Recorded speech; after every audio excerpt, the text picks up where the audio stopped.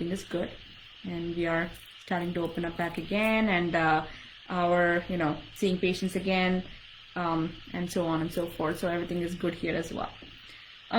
So we were doing the immune boosting series, and I've talked time and time again about diet and how it's important for our immune system, how it's important for our health, how we can actually keep ourselves healthy. So one of the things that I often hear is, what do you do? How do you do it? How do you actually make sure that you're not eating everything off the pantry or everything off your shelves, or just go and grab whatever you see at the grocery store? And how do you actually keep that discipline? One of the things probably for me, of course, I have an advantage here because I know a lot about how to be healthy, one. Second is, I also see people who are sick often. So it's a constant reminder for me that if I don't want to go that route, I need to take care of myself as well as my family. So it obviously helps, right? Because we all need reminders. Otherwise, we actually have some, maybe a family member or a friend who's just eating the worst kinds of foods, and we see that and we think, oh, well, that person is doing it, so it must be okay, and let me do that too. And a lot of times that's what happens. One of the things that helps tremendously is to plan the meals ahead of time, so that we are not making spur of the moment decisions to eat whatever we can get our hands on, or whichever restaurant is right by you, or a fast food place right by you. So meal planning helps tremendously. And also you're actually setting your mind that this is what we're going to do, have all of the groceries that you require ahead of time, and so on and so forth. So one of the things that I do personally is, we buy our groceries every weekend. And when we buy it for the week ahead. So I'm, again, because I've gotten kind of used to this way of doing things, I don't necessarily do this every single week where I'm planning my meals, like writing down what we're going to make that week. But that, I have done that as well. And it's very, very helpful when you do that, especially if you are a beginner and you don't know how to do this. Start even going around the family and ask them what they would like to eat this week, and start to make that into a healthier version. Okay, so maybe let's say somebody actually says, I want to eat eggplant parmesan. Okay, so again, it is not the most healthiest food out there. Maybe you can actually plan on making something like that, but make it a little bit more healthier by baking it rather than frying it, or add a salad to it, and then that day have a smoothie, and so on and so forth, where you can definitely do more nutritious foods along with whatever the family wants. Usually I go around asking people in my family, what do you want to eat this week? And everybody gets to suggest one meal at least, and if they want to, they can always, of course, say more, but that's what we actually start out with, and then I plan the rest of it if they don't want to offer more. So I usually plan a breakfast. Our lunches are our dinner as well. What that means is that I actually cook in the morning, and lunch and dinner are the same things. I don't necessarily like to make two different meals, and that's because, again, another thing about meal planning is this, and that's the reason why I kind of wanted to bring this topic in, is a lot of us are working full-time. The husband as well as the wife, they're working full-time. So when we are working full-time, we don't necessarily have the time or the liberty to be able to make a whole lot of foods, a wide variety of foods, and so on and so forth. And variety isn't as important as it being healthy. So I make food in the morning for I usually make a smoothie for breakfast. So that's what most of my family members drink for breakfast. I drink it later in the day for a snack, because I usually do intermittent fasting in the morning. So I'm not eating anything in the morning, but everybody else is eating, so they actually drink the smoothie for breakfast. So our lunch and dinner are the same. So I plan a meal that's going to last me. I make a larger quantity, so it lasts me 2 meals at least. And so that's what we eat for lunch and dinner. And why did we start doing that? Because when I was working full-time, I didn't always have time to go home and make dinner. Or I had time, but I was extremely tired, right? I didn't want to go stand there for another 2-3 hours where I'm chopping vegetables and making another whole meal and then clean up after that, wash the dishes. I mean, it was just too much. And because of that, I started noticing myself saying, oh, well, can we just order food from outside? Or, oh my God, let me just mix, a very, very simple dish that's not necessarily nutritious, and so on and so forth. And that wasn't really going well, especially because I know what I am doing and over a period of time how it's going to affect my family's health. So that's when I said, okay, we are going to make one meal. So in the morning, I usually wake up early in the morning and I cook lunch and dinner at that time, and it's so much easier because I'm definitely rested and refreshed after a night's sleep. I wake up, since I already have it planned from the weekend and I've already bought all the groceries for it, all I have to do is open the refrigerator, take out all the things that I need, look at it. There is no need even time to spend your brain on spend your energy on your brain trying to figure out what you're going to make today and what you want to eat and so on and so forth, because you've already done that planning ahead of time. And then just make the food, and once you're done making, you made a big portion, and it's one cleanup, one time cooking, and you're done. Makes our life so much easier. So when I go home, all I have to do is go sit down, eat, everybody gets to eat, and then we have to clean up. So which makes our life so much easier. So I hope that's something that can help you as well. And when we do meal planning, it's always very important to notice that we have bigger portions of vegetables on our plates, that we don't have a lot of carbs or a lot of protein as the biggest part of our meal. We have vegetables as the biggest part of our meal, and then we actually have a portion of carbohydrates and a portion of protein. And many a times I always encourage that those two be the same amount and not really go one low, one high, because there is a certain kinds of things that happens with it. So a very high protein meal can actually make people mean, if you didn't know that. We say that a lot of times for attention deficit disorder. So if a person has attention deficit disorder, specifically the one where they are very hyperactive or where they are a little aggressive and so on and so forth, or have behavioral issues, we often say you need to actually reduce your protein intake or make your carbohydrate and protein more equal, because that's going to help your body, and it's going to make you have better chemical imbalance in your brain and not make you so mean. So vegetables and fruits are very, very rich in antioxidants, and they quench free radicals that are produced in our body as a result of oxidative metabolism. And we want those vegetables and fruits. They have life-giving properties.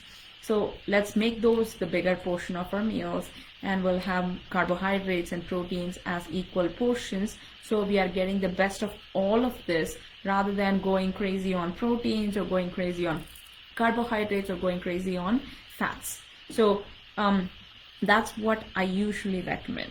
So in some cases, when we talk about people who are doing certain kinds of diets where we want to do low carb, okay, and even in those cases, sustainability is actually hard. And also, liver is an organ that requires some amount of carbohydrates in order for it to sustain itself.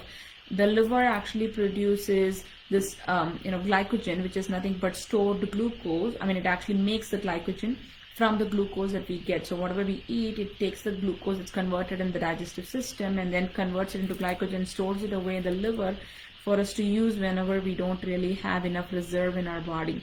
And it also does, it stores away minerals as well.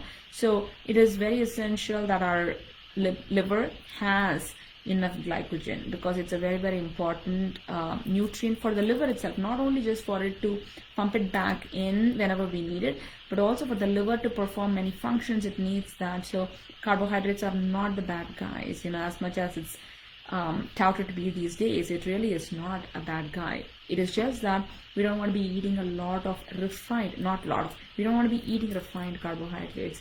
We don't want to be eating a lot of flour. We don't want to be eating bleached things. We want to be eating wholesome carbohydrates, even sweet potatoes, even potatoes, and those kinds of things would do as well. So that when you're eating much more in that way, a lot of things are in balance, because we cannot really eat for one organ or another, or one disease or another. We need to be eating for all of the entire body and for our health overall. So that's something that we need to take into account. are there any, if you guys have any questions as I'm talking about these kinds of things on your meal planning, or specific questions on what to do for you in your specific case and so on and so forth, please post it and I'll be happy to answer them. So that's what I would do, and I highly encourage that people eat at home more. This is actually important as well, that eating out be kept minimum to maybe maximum once a week, and maybe twice a month or so, rather than more often in a week. Whenever we actually do eat out regularly, it causes all kinds of problems in our body, because we have no control over what goes in our mouth, what goes in our body, and what it's actually going to cause. So when you're cooking at home, obviously you're going to be a lot more aware. You're going to be buying best quality ingredients.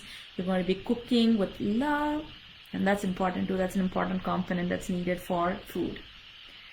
What is your take on cooking and freezing food for a later time, or storing cut vegetables in the freezer to be used later? Actually, especially right now, I have been even freezing my greens, because when I go to the store, I want to buy more, and I buy 2 bags of greens and bring it and put it in the freezer. 1 bag I put it in the freezer, the other bag I keep it in the refrigerator and then use it for making smoothies. Yes, it is perfectly fine if that is the best thing that you could do, is to freeze them. It's perfectly fine. One thing that I do want you to remember though is that freezing doesn't mean that the food is going to be good forever. Refrigeration as well as the freezer just slows down the process of pathogenic bacteria from growing in them. It doesn't necessarily just stop them. Okay, so it is actually just slowing down the process. So over a period of time, there are going to be still bacteria growing in there, especially in certain kinds of temperatures. There are certain kinds of pathogenic bacteria that grow in there that are really harmful. So because of that, just be more cognizant of that, and try to actually eat foods that you cook on the same day and finish it off, or maybe the next day or so. Don't actually put it off for months and months later, or even cooking and making huge batches of things and cooking and freezing everything for the whole week. May or may not be such a great idea, just because it does lose nutrients as you actually freeze them and reheat them and all of those things. So if you want to do the best, maybe you can actually cook and freeze for 2 days or so at a time, so that you're only cooking 3 times a week rather than cooking every single day, if that helps. And vegetables in the freezer, that's perfectly fine, especially when they are raw and not cooked. They don't really cause that much amount of bacterial growth as cooked foods do. And that's the reason why cooked foods spoil very quickly, but you can actually buy a vegetable and keep it in your fridge for maybe 10-15 days even sometimes, depending on the vegetable. So coming back to the eating out, try to limit that and eat at home more often. Buy organic vegetables where possible. There is actually, it does matter. It's not about actually the fertilizers alone that's used in the vegetables, because truly plants cannot tell if a fertilizer is organic or chemical based. It cannot. It just absorbs it. It converts it into an organic substance in the body. In the plant. But there is actually a problem with pesticides, insecticides, and so on and so forth. So when you buy organic, it does matter in those kinds of ways, because they are not using chemical pesticides, which can really be harmful for us. And also fertilizers, when they are using organic fertilizers, it actually has an eco-friendly effect. It does not hurt the soil. It doesn't hurt our water bodies. It doesn't hurt our ecosystem. So we would be doing justice, not just for ourselves, but for our future generations as well, when we buy organic. And of course, it's better for your body as well. You're welcome, Priyanka. Okay, so those are the things that I want to talk about today for the meal planning. I'm kind of keeping it short today. Since we don't have any questions, I'm going to end today's session. I appreciate you watching, and we'll come back with another topic next time. Most likely, people asked about fitness and nutrition, so we'll talk a little bit about that next time. I would really appreciate you asking specific questions as well, because what I think of as nutrition, or the things that I want to talk about, may not be the real questions that you're asking. So please feel free to ask questions, when you ask questions, as you already know, I always try to answer them. So I'd be happy to answer any of those questions. Can you please talk about snack planning? Thank you.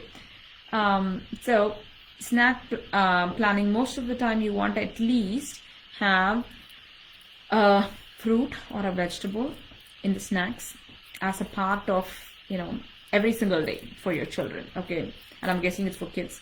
And also you can actually make something that's filling. One of the things that we do is we make a porridge out of millets and nuts and seeds. That's one thing that we make, and that's very filling as well. And so that's something that I give my children along with a fruit, and then they actually get to pick one other thing. Maybe they want to actually pick a cracker, or maybe they want to pick what do we have at home usually? I can't